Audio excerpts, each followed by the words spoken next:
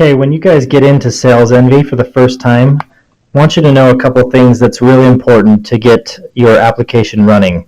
If you do not have VoIP Connect, which is the lightweight desktop application that connects your Skype desktop application with the web application, so we are looking at the web application, you will need to download the desktop application, which looks like it sits in a tray usually, and I have it open. So it looks like this, and you'll see this and see this is obviously set up right. You can see in settings I have an authentication key. I'm going to show you where to get that. Make sure your sound and your audio settings are set to the right, mic in and audio out. You can also mention, where do you want documents to be stored. Documents are recorded calls and voicemail files that you create. And these are just some statuses. So if you don't have status that are working, that you can see there. But you can see it's running.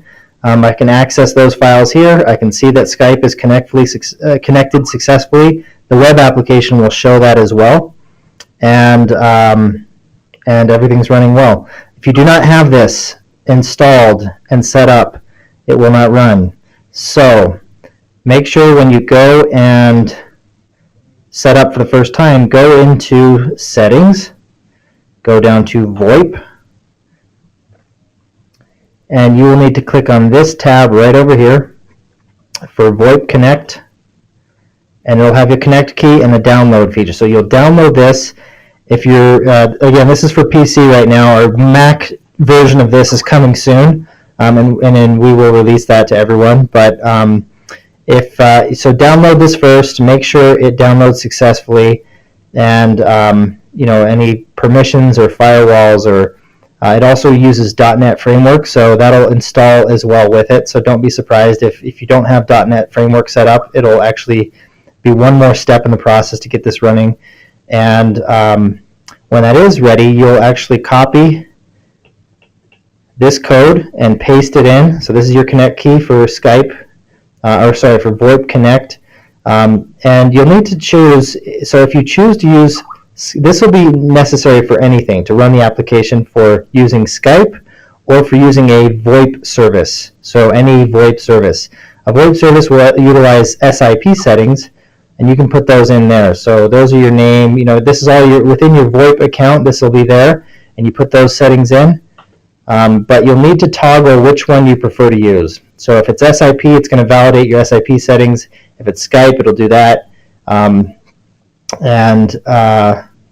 at that point, make sure to save those settings right here. Save the settings.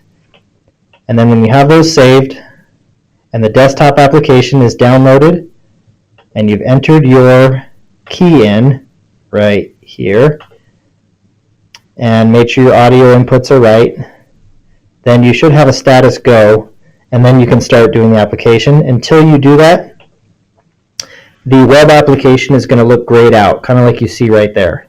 I'm connected to it, so what it's doing is it's making sure I'm connected to the desktop application, which I am, and I just showed you, which will then validate and say I am connected.